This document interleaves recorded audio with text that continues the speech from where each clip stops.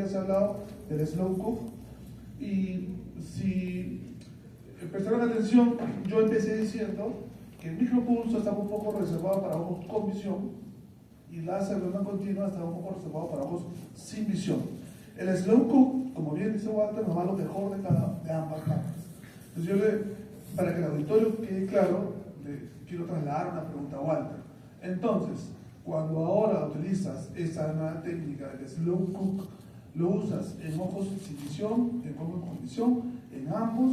Eso es un poco que considero que debe quedar claro en el auditorio. Es correcto. Se usa en pacientes pueden tener visión de 20/20 o pueden ser pacientes con NPL. El slow cook actualmente lo estamos usando, como les digo, en todo tipo de pacientes. Funciona muy bien, en la experiencia nos ha ido también bastante bien. Lo único que se ve es lo mismo que se ve en micropulsado o en guamantina, la visión borrosa por un tiempo que aumenta. Pero sí, doctor, en todos los pacientes. La respuesta es correcta. Lo que estamos obteniendo con el slow cook, cocinando lento, ¿no? O sea, ya en el micropulso habían girado hacia una variación de entregar la misma cantidad de energía o más energía inclusive, pero con un barrido mucho más lento. O sea, la entrega de la energía era más lenta y se observó que el efecto de, hablando de eficacia o efectividad, la presión ventricular se controlaba más baja, ¿no? Yendo más lento, porque primero se empezaba con 10 segundos, luego se pasó a 20 segundos.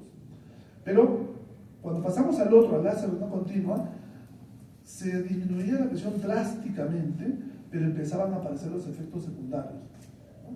Entonces, en el slow cook tenemos que hay un buen control de la presión ventricular, sin irnos tanto hacia la terminatitis y sin los efectos secundarios de un láser de onda continua. Por eso que hoy en día se puede utilizar en ambas situaciones, ¿no? Y existe, pues claro, la tendencia de se usa como a la indicación anterior del micropulso, ¿no? En ojo con visión se hace el slow cook, ¿con qué? Con el láser de onda continua, que es un láser efectivo, pero con parámetros diferentes, como muy bien lo ha explicado Walter. Creo que esa era importante. Sí. Una pregunta.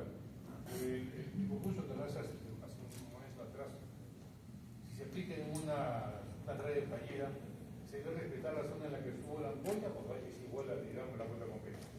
Si hay signo de que algo funciona esa trave, es recomendable saltarse esa parte de la trave, ese cuadrante. Pero si evidentemente ya es una trave fracasada, dale con todo, pasa por encima. Y la segunda, el micropulso, si catarata y FACO simultáneos o no es simultáneos. Sí, yo ahora, en Chiclayo justo hablé de FACO micropulso, está demostrada la utilidad del FACO micropulso. Hay cirujanos que prefieren hacer el micropulso antes que la FACO y otros después de la FACO. Yo he probado ambas formas, es distinto en realidad, pero está indicada. ¿En qué pacientes, sería la pregunta, en qué pacientes indico esto? Primero, obvio, que tengan la ojo visión, que tengan catarata y que tengan glaucoma. Simple claro. Segundo, en aquellos pacientes que no necesitamos bajar tanto la presión intraocular. Vale decir, un paciente que lo tengo por 3 drogas y me voy a operar de catarata, yo puedo hacerle catarata y micropulso. O sea, FACO micropulso. Probablemente logremos tener menor necesidad de número de drogas en ese paciente. Podemos hacer un paciente que ya está programado para FACO, ¿no? pero usa droga para glaucoma, es otra indicación. Podemos tener algún paciente en el cual queremos una disminución drástica de la presión intraocular y todos sabemos que hacer una cirugía independiente o única, o sea, solamente es una cirugía de glaucoma, vamos a tener mejor control de la presión que una cirugía combinada en cualquiera de sus formas. Eso es el concepto básico. Si yo quiero bajarle mucho la presión a este paciente y le voy a hacer una cirugía combinada, por ende, yo sé que me voy a perder la oportunidad de bajarle tanto como quisiera. Entonces, de pronto, se le pone una FACO micropulso y más adelante ustedes le hacen una cirugía pura de glaucoma, la que se decide en el momento. Entonces, ¿tiene indicaciones? Sí tiene indicaciones. ¿Se usa en la actualidad? Sí se usa en la actualidad. ¿Hay literatura suficiente que demuestre su utilidad? Existe. ¿No ha visto mayor tasa de inflamación? La verdad que mira, yo tuve mucho reparo cuando a mí me insistieron mucho para que compre el equipo y me resistí muchos años. Hasta que un día le pregunté a mi maestro, al doctor Vargas, y me dice, ahora otra vez, no es que usted deba comprar ese equipo, usted tiene que comprar ese equipo. Jefe, la compré. Y tenía mucho temor porque yo preguntaba a mis maestros del extranjero, a mis amigos, y no, pues no había mucha experiencia, nadie, todos, y me incluyo, pensábamos que era un láser ciclodestructivo. Y decía, pero ¿para qué, no? Hasta que recién empecé a entender, y yo empecé a usarlo así en ojos ciegos, porque quería conocer la respuesta. Yo no tenía dónde tener una retroalimentación cercana de alguien que yo conozca, cual le pueda preguntar face to face, ¿no? Entonces, no la tenía y empecé a hacer micropulso en ojos como los que vieron, ojos que estaban prácticamente perdidos. En el tiempo me di cuenta que la inflamación dependía del manejo que uno le dé en el intraoperatorio, del postoperatorio. Cada vez me fui dando cuenta que no era la temible inflamación de la ciclocrioterapia o la ciclodestrucción de onda continua, que eso existe de manera de 2000, ¿no? Era mucho menor. Y eso hizo que empiece a usarlo ya en los formos moderados. Después, a Juan Carlos Izquierdo se le ocurrió poner el micropulso y la sonda de la endociclofotocoagulación para ver, y veías por dentro del ojo, veías cómo se deprimía la esclera desde afuera y uno estaba viendo realmente dónde colocabas el láser. Eso me dio mucha más tranquilidad. Y ya hasta ese entonces mis resultados en la huesa visual no se modificaban, porque ya los usaban pacientes moderados. Y eso fue lo que me animó a usarlos el paciente con la huesa visual hasta el 2020. Entonces, cuando llega la FACO micropulso, yo ya tenía bastante experiencia propia en que la inflamación no es el cuco que todos pensamos. Le he hecho larga, pero quería explicarte por qué no veo mayor inflamación. Yo tuve mucho temor realmente. Los primeros estaba asustando ahí, pero ¿no? Sí, por supuesto.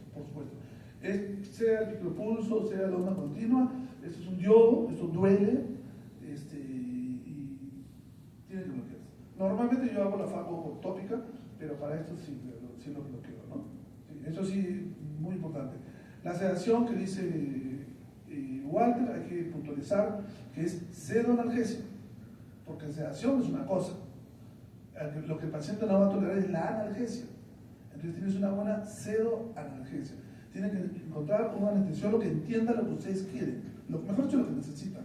Porque si tú dices al anestesiólogo, oye, sédame un poquito, porque luego el paciente te va a saltar a la camilla, no solamente la sedación, sino sedación. Tiene que estar dormido. El paciente, cuando lo vean, completamente dormido, roncando, y ahí comenzamos a hacer. Claro, pero no solamente dormido, tiene que tener analgesia porque el paciente se te va a levantar.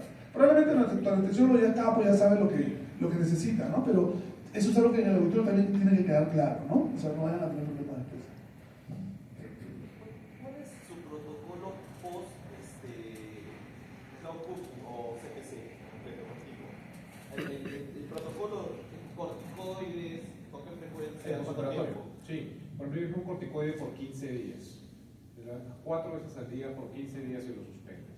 Es de acuerdo cómo vaya. En el tema de lo que es el Flowbook, la inflamación no va a ser tan severa como el de onda continua.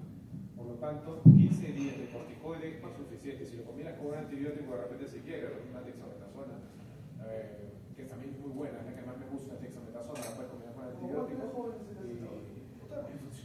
y funciona de esa manera. Entonces, yo te diría 15 días, 4 veces al día y suspende. Si el paciente persiste con inflamación, le bajas a un lote prednol por 15 días más. Básicamente eso es lo que se te pide.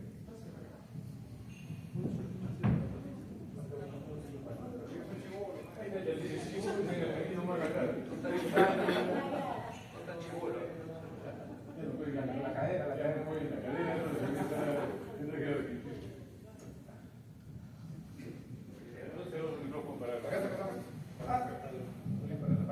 A la doctora.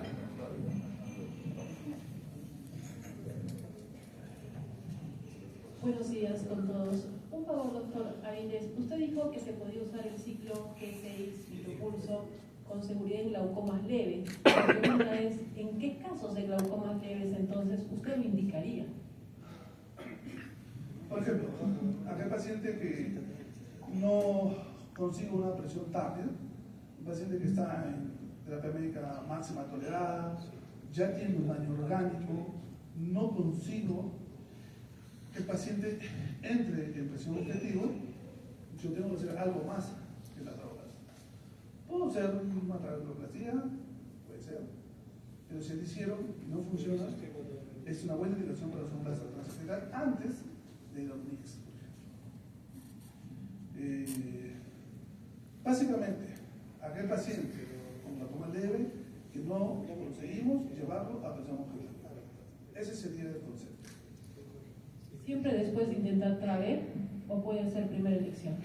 En la escala, en el esquema, en el orden de prioridades, yo creo que deberíamos empezar con una trabeculoplastia láser.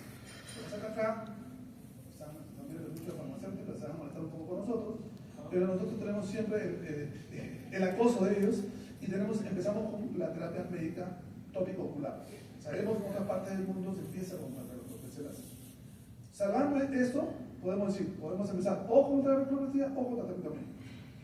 De allí, podríamos pasar a una trabeculoplastia láser, de allí a un micropulso, de allí a un mix, de allí a un MIPS, ¿no? Que son cirugías de apoyas, de ahí recién a las filtrantes, y de allí a los dispositivos de drenajes, y de ahí, bueno, los ciclodestructivos. Más o menos ese sería el esquema, no sé, Marco, ¿alguna observación? Lo bueno o lo bonito del glaucoma es que no hay una verdad, no hay una certeza, ¿no? Entonces, todo mucho depende del criterio, del comportamiento del médico, digamos, del paciente hacia el tratamiento, y a veces no todo es una sola dirección. Vemos pacientes que por ahí le aplicaron terapia láser antes de alguna cirugía que conocemos como MIX, por ejemplo, las cirugías convencionales, pero ojo, un micropulsado, si ustedes revisan la definición de MIX, podría estar incluido en ese tipo de intervenciones. Mínimamente invasiva, rápida recuperación, eficacia leve a moderada. Entonces, vemos eso, pero también vemos el paciente que ya se operó de una trave, ¿okay? Y que falta un poco llegar a la presión meta, no tolera mucha medicación, ¿okay? Se puede hacer esa alternativa. Entonces, tenemos muchas herramientas. Como yo le comento a los pacientes, hay ventajas y desventajas. Ventajas es, claro, tenemos muchas herramientas, muchas opciones de tratamiento para manejar la presión de un paciente. Pero también uno le dice al paciente, ¿por qué hay tantas alternativas? Porque lamentablemente en glaucoma no tenemos la alternativa perfecta. ¿Okay? Ninguna intervención, ni de baja invasión, ni de alta invasión, tiene una tasa de éxito al 100%. Pues todas tienen un riesgo de falla. Y eso es un punto que hay que aclarar al paciente. Entonces, gracias a Dios tenemos alternativas que pueden complementar estos primeros tratamientos que por ahí van fallando. ¿Okay? Pero es un tema de conversación con el paciente, es un planteamiento donde ustedes como oftalmólogos dicen, para mí, según mi criterio, te iría bien esta alternativa. ¿Okay? Pero siempre explicar los pros y los contras de cada uno. Bueno, pues en todo caso, si yo quisiera preguntar acá al auditorio un tema muy importante que se habló. Solo para puntualizar lo que acaba de decir Marco, porque me parece muy atinado, muy oportuno, y le agradezco que lo haya dicho, es que otra de las indicaciones es complementaria a.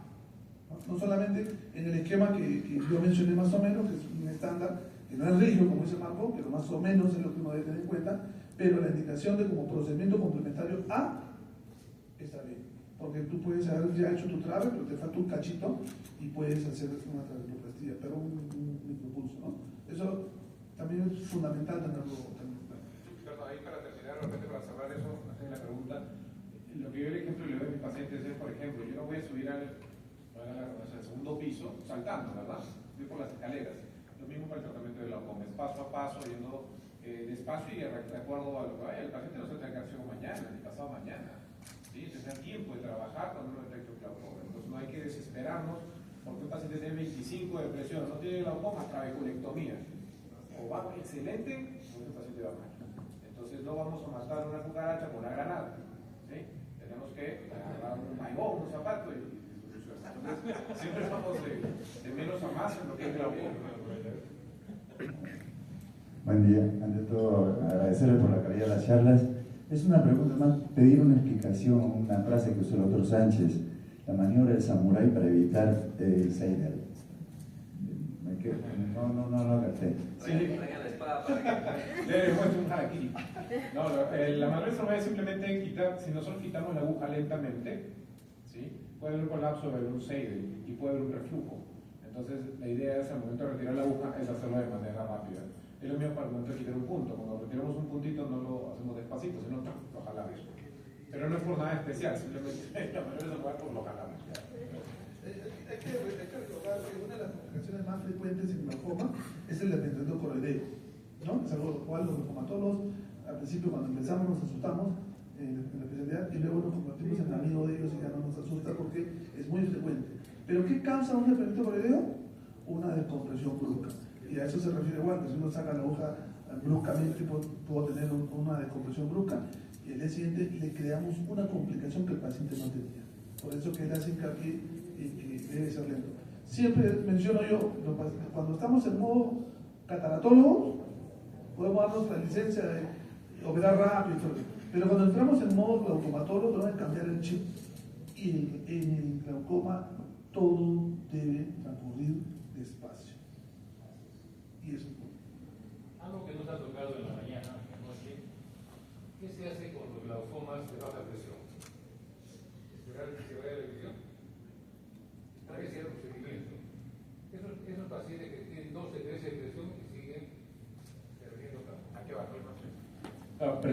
Personalmente, cuando yo tengo ese tipo de pacientes, entro a un protocolo, primero diagnóstico. ¿Okay? Entonces, porque el glaucoma, el verdadero glaucoma normotensional, pues es una patología en realidad casi como de descarte. Por ahí, ¿cuántos de ustedes le ha preguntado a su paciente, por ejemplo, si ronca al dormir? ¿Okay? Entonces, una serie digamos, de intervenciones o en la anamnesis, ¿no? Como por ejemplo, por ahí puedes pasar desapercibido un antecedente de anemia. Entonces, patologías que obviamente también van a repercutir en, digamos, de irrigación del nervio óptico. Entonces, más se trata de un problema vascular más que hipertensivo. ¿Okay? Entonces, hay que entrar en un protocolo. Yo normalmente al paciente lo mando al cardiólogo, ¿okay? Lo mando al neurólogo. Podemos tener una lesión compresiva que está deteriorando poco a poco el nervio y bueno, la presión normal. Entonces, primero entre en un protocolo diagnóstico donde solamente sea un tema ocular. Hay un problema ocular que está haciendo que esa presión para ese ojo es muy alta y se va deteriorando. Y como bien dice Walter, el tratamiento es seguir bajando la presión. Ahora, ¿hasta cuánto? Hasta que uno vea que el paciente no está progresando y eso requiere un control estricto. Por ahí algunos recomiendan presiones de un dígito, casi que llegando a la equivalencia de la presión episcleral. Entonces esa sería como la recomendación, no sé si... Sí, yo estoy de acuerdo absolutamente con Marco. Por definición, por estadística, o sea, la incidencia del glaucoma normotensivo es muy baja, extremadamente baja. Y el diagnóstico es por descarte. O sea, uno tiene que descartar todas las posibilidades que existan que estén originando esta neuropatía óptica. En el protocolo se reúnen básicamente en 3 patologías la mayor cantidad de pacientes donde van a encontrar una causa. Yo les puedo decir que todo ese tiempo que me dedico al glaucoma, si no es casi en todas, siempre he encontrado la causa y he podido manejar la causa y no le he puesto el sello de la documentación visual, porque yo estaría haciendo un daño a ese paciente. Voy a tratar lo que no tiene y la enfermedad va a seguir avanzando hasta el vacío. ¿Pero qué digo? Primero, el lugar donde yo trabajo, me hago amigo de un cardiólogo que hace imágenes y le explico qué es lo que quiero. Segundo, me hago amigo de un cardiólogo intervencionista. ¿Por qué?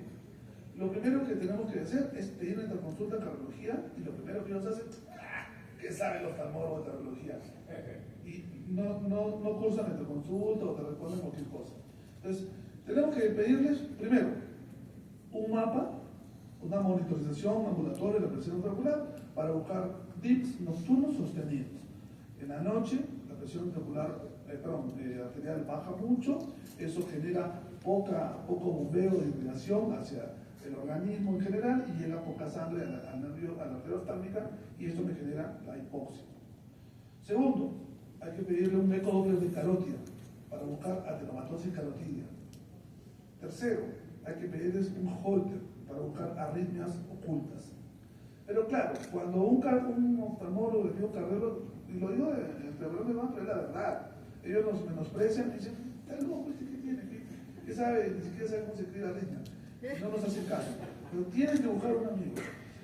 Yo he podido de esta forma conseguir llegar muchas veces a estos diagnósticos de ateromatosis carotidia, de nocturnas, arritmias ocultas, porque el trabajo multidisciplinario es importante. Pero más allá de eso, ustedes tienen que entender que el nervio óptico se puede dañar por una compresión mecánica, que es producto de una hipertensión ocular, o se puede dañar por una hipoperfusión a nivel de la arteria oftálmica. Es como la plantita, si la piso, la voy a matar, la hipertensión ocular. Si no la riego, la voy a matar porque se va a secar. Es lo mismo, no hay la sangre de la arteria, hay cambios anatómicos, pero que ahí está el punto. Ustedes van a ver lo que mencionó Marco lo mencionó, muy claro lo dijo. Cuando ustedes ven un paciente con una palidez del anillo neural, pero hay anillo neural, o sea, es más palidez que excavación, piensen con pensamiento de mujer, o sea, con duda, dude. Esto podría no ser una neuropatía óptica glaucomatosa, es un tema vascular. Esas características del nervio óptico, siempre el lado temporal tiene mayor palidez. Cuando ustedes vean que esa palidez es homogénea en los 360 grados, piensen que esto es algo vascular. Y hay que preguntarle al paciente, ¿tiene antecedentes cerebrovasculares? ¿Tiene sordera súbita? ¿Tiene varices cerebros inferiores? ¿Ha tenido infarto de miocardio? ¿Ha tenido angina de pecho? Busquen todas las causas vasculares y van a ustedes, en la mayoría, si no dicen todas, de las veces van a encontrar la causa de esta neuropatía óptica sin hipertensión ocular. Y hay que tratarlo. Lo que pasa, maestro, es que lamentablemente no preguntamos en la consulta.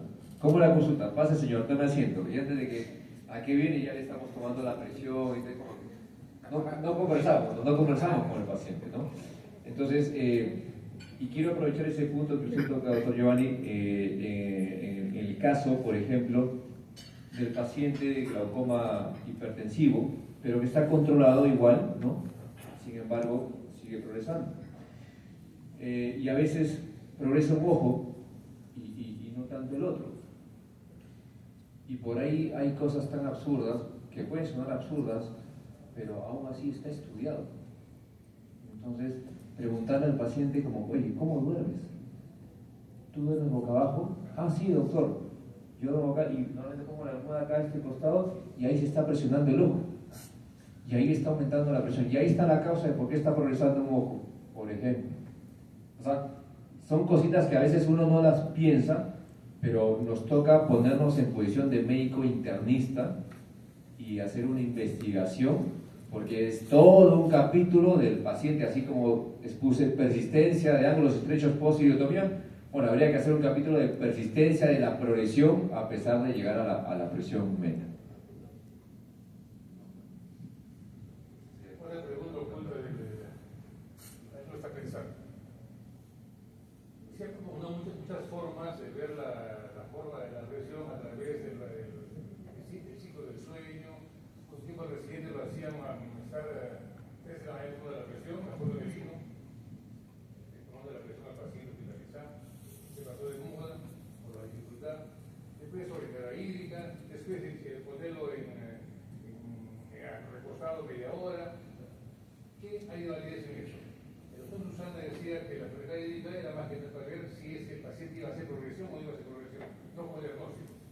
última actualmente el contexto? O sea, lo que se busca, lo que se intenta es encontrar si ese trabéculo es disfuncional y no tiene esa capacidad para drenar todo el humor acuoso al cual se tenga sometido en su condición fisiológica o al cual nosotros lo sometemos frente a una prueba sobrecarga hídrica. ¿Qué queremos? Aquel paciente que no nos cierra, está todo cuadrado, pero hay algo que no nos cierra, tenemos la duda. Todos sabemos que por fisiología la presión arterial tiene un pico hipertensivo aproximadamente de 5 de la mañana, más o menos. Y esa es la presión que nunca tomamos y por eso de ahí nace la curva diaria de presión en 24 horas, luego se demostró que era suficiente hasta las 12 de la noche, las otras tomas ya no eran necesarias, porque no había variación significativa. Luego vino la prueba de borrones, que va a recortar media hora, y luego el test de carga hídrica, que lo hace un poco más viable, más funcional, más práctico. Pero lo que busca es someter a una sobrecarga de trabajo al trabéculo para ver si es capaz de drenar todo. Y si sale pues, negativo, patológico el resultado, nos está indicando que sí, pues en otras horas del día este trabéculo no es capaz de drenar todo. Y hay picos que no estamos encontrando que pueden ser los responsables de la prevención. ¿Cuándo usarlo? Cuando tenemos esto que no nos cierra el caso o cuando queremos, lo logramos poner en situación objetivo, pero sigue progresando. Entonces, bueno, hay que hacer un test de carga hídrica con la medicación para ver si realmente es suficiente. Si yo le pongo una nueva terapia y hago un test de carga hídrica y es funcional, o sea, está todo bien, bueno, nos da más pautas para entender que el paciente está conectado, ¿no? Sí, solamente quería agregar algo cuando estuvimos hablando acerca de la presión normal y me acordé justo ahora de un caso, ¿no? Y que es tan importante el poder hacer una historia clínica realmente integral, ¿no? Y integral, como decía Gustavo, buscar lo que hemos trabajado en el hospital, siempre tener un buen amigo cardiólogo y también tener buenos amigos reumatólogos y buenos amigos neurólogos, porque ellos nos van a facilitar realmente la vida, ¿no? Y siempre me acuerdo de esta paciente que tenía su glaucoma de presión normal y que justamente vino a mi consulta y yo seguía viendo justamente el deterioro y dentro de los exámenes le hice justamente también una ecografía y en la ecografía encontré que tenía un drusen del nervio óptico y el drusen del nervio óptico está demostrado cuando son drúsenes pequeños no disminuyen al principio tanto el flujo que debe llegar justamente al nervio óptico, pero en este caso era una paciente que tenía unos drúsenes en ambos ojos y eran drúsenes bastante grandes. Y sabemos nosotros de que a través de la ecografía ocular es básicamente pues el signo patognomónico para poder encontrarlo y es mucho más frecuente en mujeres. Entonces yo me acordaba de este caso y les animo que a estos pacientes también utilicen sus imágenes para poder determinar qué es lo que está pasando, no solamente en el polo posterior, sino también igualmente en la cámara anterior. ¿Cómo estamos de tiempo? Bien, yo creo que hemos recuperado el tiempo, para no perder este tiempo que hemos logrado recuperar, vamos a continuar con las charlas y luego tenemos otro bloque más de 30 minutos de discusión. ¿Me parece? Muchas gracias.